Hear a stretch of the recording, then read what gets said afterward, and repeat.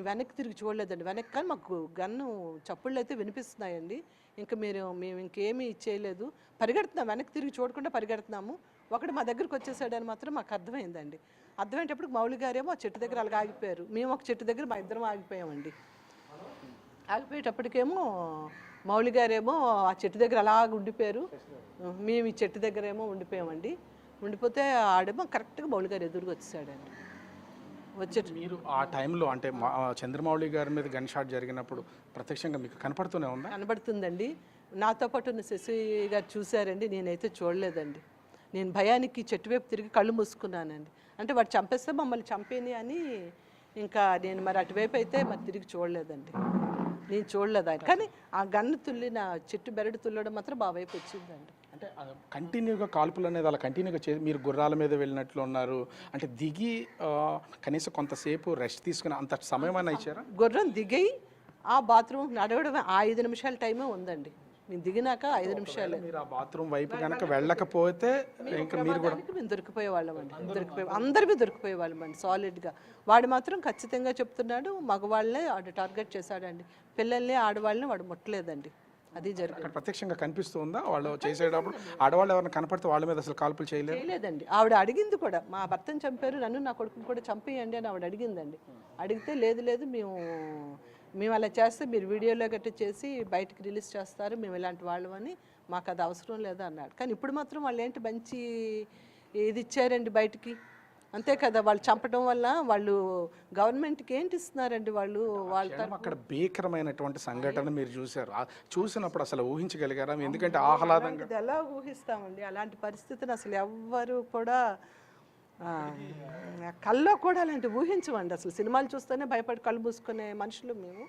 అలాంటిది చూసేటప్పటికి ఆ వణుకు అది మాకు ఎలా ఉందంటే మరి మీ మాటలతో నేను చెప్పలేనండి సార్. అది మరి ఆ భయాన్ని వర్ణించలేము. 18వ తారీఖున వెళ్ళారు. 18 నుంచి ఆహ్లాదకరంగా గడిచినటువంటి మీ విహారయాత్ర ఒక్కసారిగా ఇది ఇలా ఈ సంఘటన చూసేసరికి చాలా బాధగా ఉందండి. అసలు మాలో ఒక మనిషి ఇంత ప్రోగ్రామ్ ప్లాన్ చేసిన మనిషి వెనక్కి రాకపోవడం అనేది మాకు ఇంకా చెప్పలేనంత బాధగా ఉందండి సార్. అది పాపం ఆయన్ని మళ్ళీ మేము మా కళ్ళెదురుగా ఆయన అలాగ అయిపోవడం అనేది అంత దారుణం అండి. అది వాళ్ళు మరి ఇంక చెప్పలేను సార్. అది మీరు చంద్రమౌళి గారి కుటుంబం అంటే నేనంత కొలీగ్సా లేకపోతే ఫ్యామిలీ ఫ్రెండ్స్ అండి, ఫ్యామిలీ ఫ్రెండ్స్ అండి. మేము ఫ్యామిలీ ఫ్రెండ్స్. ఎక్కువసార్లు టూర్లకు వెళ్తూ ఉంటామండి కలిసి. అందుకోసం కళ్ళ ముందే నాగమణి గారు కూడా మీతోనే ఉన్నారు. ఆ క్షణానికి సంబంధించి కొంచెం దూరంగా ఉన్నారు. నాగమణి గారు ఇమీడియట్గా మౌళి గారు పక్కన లేరండి. మేమే ఆయన కొంచెం దగ్గర ఉన్నాము, ఆవిడ ఇంకొంచెం దూరంగా ఉన్నారండి ఆవిడ. అదండి. ఇక్కడ శశిధర్ గారు ఉన్నారు. అంటే శశిధర్ గారు ఈ సంఘటన జరిగినటువంటి సందర్భం కూడా చూస్తే ఒకవేళ సడన్గా ఒక్కసారి వచ్చారు అంటే మీ మిస్సెస్ ముగ్గురు ఉన్నారని చెప్తున్నారు. ఇంకా వేరే ఎవరన్నా ఒకే వైపు నుంచి వచ్చారా లేకపోతే 2-3 వైపుల నుంచి గుమ్ము కూడా వచ్చినట్లు ఏమైనా అనిపించిందా?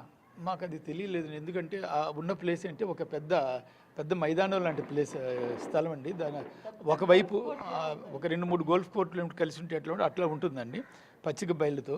ఒకవైపు అంతా పెద్ద పైన్ ట్రీస్ ఉన్నాయి. ఆ పైన్ ట్రీస్ వెనుక వైపు హిమాలయస్ ఉన్నాయండి. ఆ సీనరీ అక్కడికి మేము వెళ్ళి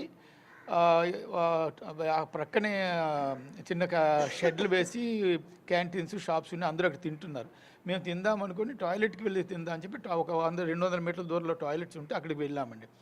వెళ్ళి 5 నిమిషాలకి వెళ్ళాము. ఇంకా అందరిలో ఆయన ముందు వెళ్ళారు, మిగిలిన ఇద్దరు టాయిలెట్కి వెళ్ళి బయటకు వచ్చేసరికి గన్ షాట్స్ 2-3 వినబడ్డాయి.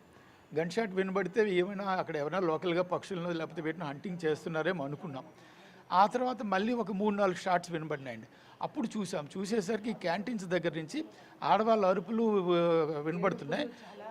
3-4 ఆడవాళ్ళు గట్టిగా ఏడుస్తున్నాయి, అరుపులు వినబడుతున్నాయి. వాళ్ళ ముందు మనుషులు పడిపోయి ఉన్నట్టు కనపడుతుంది. ఎదురుగా ఒక మనిషి గన్తో ఇలా అంటూ చేస్తున్నట్టుగా కనబడిందండి. వెంటనే నాకు అర్థమైంది ఇది అటాక్ అవుతుందని. తుపాకుల శబ్దం మీకు వినపడేసరికి వాళ్ళు ఎంత దూరంలో ఉన్నారు, మీ ఇద్దరికి వాళ్ళకి ఎంత డిస్టెన్స్ ఉండదు? మేము 6 ఒక దగ్గర టాయిలెట్స్ దగ్గర ఉన్నాం సార్. మాతో పాటు ఇంకొక 5 ఉన్నారు.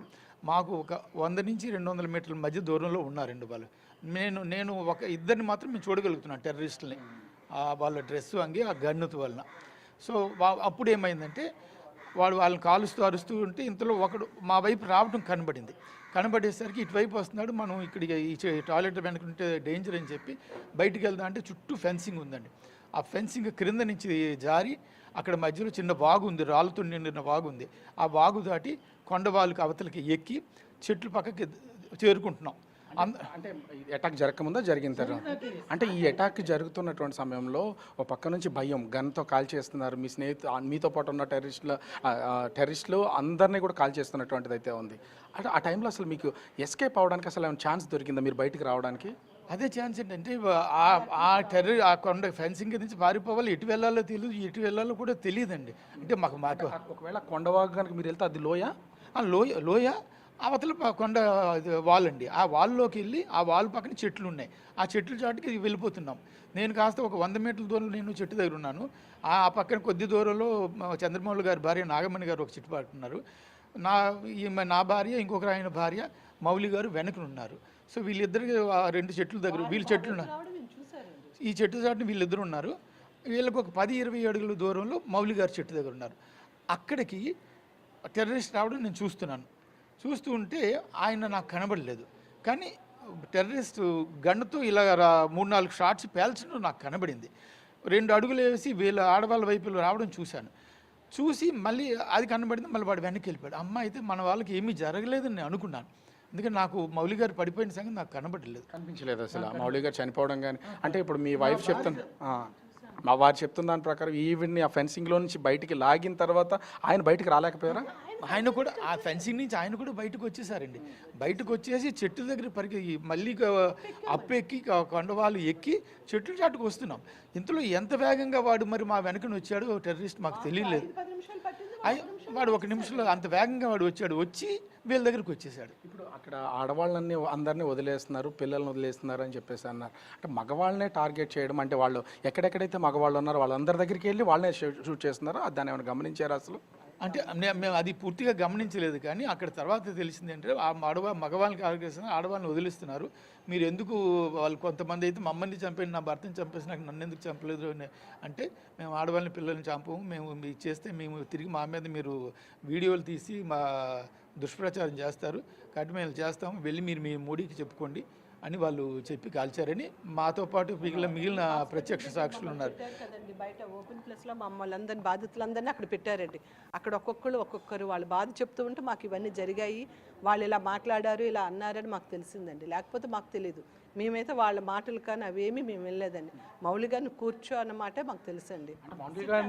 మౌలి గారు వాళ్ళకి దొరికిపోవడం మీకు కనిపించిందండి. మాకు అక్కడ వచ్చేసాడు. మాకు ఒక్క చెట్టు పక్కన అంటే అది ఎంత దూరం లేదండి, 10 అడుగుల దూరం అండి. 10 అడుగుల దూరంలో మౌలి గారికి సిట్ అన్నాడండి. అన్నాక తర్వాత నేను మరి భయంకి నేను వెళ్ళలేకపోయాను. నేను ఇలా చెట్టు వైపు తిరిగిపోయాను. అంటే వాడు అక్కడ మౌలి గారు అయిపోయినట్టు ఇంక మేమే కదా, ఇంకొచ్చేస్తాడని మాకు అప్పుడు ఆడవాళ్ళని విడిచిపెడతాడు, మగవాళ్ళని షూట్ చేస్తాడు, మాకు తెలియదు కదండి. ఇంక దొరికిపోయింది దేవుడా అని ఇంక ఇలా దండం పెట్టుకున్నామండి. అంటే మౌలి గారుని కూర్చోమన్న తర్వాత ఎంతసేపటికి అంటే కాల్ చేయడం గమనించారు? 1 సెకండ్ అండి. బయట అన్నాడు అంతే, ఒక్క మాట అనేసి అంతే షూట్ చేశాడండి. మరి ఇంక అసలు అక్కడ ఇంక టైం ఏమి ఇవ్వలేదండి ఎవరికి. అది కూడా ఒక గన్కి 2-3 షూట్ చేశాడండి వాడు, బుల్లెట్స్ విడిచిపెట్టాడు వాడు. దానికి కూడా మౌలి గారికి సంబంధించి లేకపోతే మామూలుగా అలా కంటిన్యూ కాలుస్తూనే ఉన్నారు ఇంకా అనమాట. వాళ్ళ స్పీడ్ అలా ఉందండి, అంత దీనిగా వాడు. అంటే ఇంకా నాకు ఆ చప్పుడు వినబడి అలా ఉండిపోయాను. ఆవిడైతే మాత్రం కొంచెం వంగొని చూసారటండి. చంద్రమోహన్ ఇంకొక ఆయన భార్య ఆవిడ కొంచెం వంగున్నారు. ఆడేమో మా వైపు చూశాడు, ఇద్దరే ఆడవాళ్ళు ఉన్నారు అనుకున్నాడేమో, మరి ఆడెందుకు ఇటువైపు రాకుండా వెనక్కి వెళ్ళాడు. మీతో పాటు ఇప్పుడు శశి గారు ఉన్నారని చెప్తున్నారు, వాళ్ళ హస్బెండ్ కూడా మీతో మీరు ఆడవారు మాత్రం మీ ఇద్దరు మాత్రమే ఉన్నాము అక్కడ అండి. ఈ చంద్రమౌళి గారి భార్య కూడా వేరే దగ్గర ఉన్నారు, ఇంకొంచెం దూరాన్ని ఉన్నారు. అంతకంటే దూరాన్న శశి గారి హస్బెండ్ అప్పన్న గారు ఉన్నారండి. తర్వాత ఏమో ఈయన ఇంకొంచెం దూరంలో ఉన్నారండి. ఈ మగవాళ్ళిద్దరు కొంచెం దూరంగా ఉండడం మా అదృష్టం అండి. ఎంత మీరు కూర్చున్నటువంటి సమయంలో కూడా అంటే వెళ్ళారు కదా, ఎంతమంది పబ్లిక్ ఉన్నారు మీలాగా టూరిస్టులు వచ్చినటువంటి వాళ్ళు? ఒక 400 నుంచి 500 మంది ఉన్నారండి. ఇంకా కంటిన్యూస్గా గుర్రాల మీద వస్తూనే ఉన్నారండి. గుర్రాల మీద దిగుతూనే ఉన్నారు. 400-500 పీపుల్ ఉన్నారండి. అక్కడ ఆడుకుంటున్నారు పిల్లలు, చాలా. అక్కడ ఏదో జిప్ లైనర్ ఉంది, ఒక బెలూన్స్తో ఏదో గేమ్ ఉంది, ఏమన్నా ఆడుతున్నారు. సో మేము ఇక్కడ టాయిలెట్స్కి వెళ్ళి అయిపోయినాక మేము అక్కడికి వెళ్దాం మా ప్రోగ్రామ్ మధ్యలో. ఏం చెప్పాలంటే అక్కడ ఆ సిచ్యువేషన్లో మీ టాయిలెట్స్ కనుక వెళ్ళకపోయినా, ఆ టాయిలెట్స్ అక్కడ అదే ప్లేస్లో అక్కడ లేకపోయినా కూడా ఖచ్చితంగా మీరు కూడా దొరికిపోయే అవకాశం, మేము కూడా దొరికిపోయే అవకాశం ఉందండి. ఇంకా అందులో ఇంకా మరి ఎటువంటి అనుమానం లేదు. మేము మృత్యువుని దగ్గర నుంచి చూసామండి, అంతే తప్పించుకున్నాం అంతే. అది భగవంతుడు మాకు అవకాశం ఇచ్చారండి, ఇంకొక జీవితం ప్రసాదించారు, మళ్ళీ జన్మేనండి మాకు ఇది మాత్రం. అమ్మో, ఇప్పుడు మాకు మౌలి గారిని లేరు అన్న తట్టుకోవడం మాకు చాలా బాధ అండి. మరి మణిగారిని ఎలా వాదార్చాలో కూడా మాకు అయితే అర్థం కావటం లేదు. మరి భగవంతుడు ఆవిడకి ధైర్యాన్ని ఇవ్వాలండి. ఆ పిల్లలు ఏమవుతారో తెలీదు, మాకు కూడా చాలా బాధ ఉందండి. పదే పదే అడుగుతున్నామనేది కాదు, అంటే అంత విచక్షణారహితంగా మీరు ప్రత్యక్షంగా చూశారు కాబట్టి తెలియాలి కూడా. ప్రభుత్వాలైనా సరే ఏదైనా చర్యలు చేపట్టాలన్నా ఇది తెలిస్తేనే ఖచ్చితంగా నిర్ణయాలు తీసుకోవడం. అంటే వచ్చినటువంటి వాళ్ళు మూకుమ్మడిగా ఒకేసారి వేరు వేరు ప్లేసెస్ నుంచి వచ్చారు. అసలు అన్ని వైపుల నుంచి గన్ షాట్స్ ఏమైనా వినపడుతున్నాయా? అన్ని వైపుల నుంచి రాలేదండి, చెట్లు చాటు నుంచి ఒకవైపు దట్టంగా ఉన్న చెట్ల నుంచే వస్తున్నట్టు కనపడుతుంది. అందుకు అటు నుంచే ముందు మాకు గన్ షాట్స్ వినబడినాయి. సో ఆ చెట్లు చాట్ల నుంచే వాళ్ళు వచ్చారు వాళ్ళు లోపల. మాకు ఓపెన్ ప్లేస్ చాలా ఉన్నా కూడా పొదలు మాత్రం ఎక్కువ ఉన్న ప్లేస్లో నుంచి రావడం. పెద్ద చెట్లు అండి, పైన తీసి పెద్ద చెట్లు, ఆ చెట్లు లోపల నుంచి వాళ్ళు ఇటు వచ్చారు, ఈ గ్రౌండ్లోకి వస్తున్నారు అన్నమాట. ఎందుకంటే అక్కడి నుంచి మాకు షార్ట్స్ వినబడుతూ వస్తున్నాయి.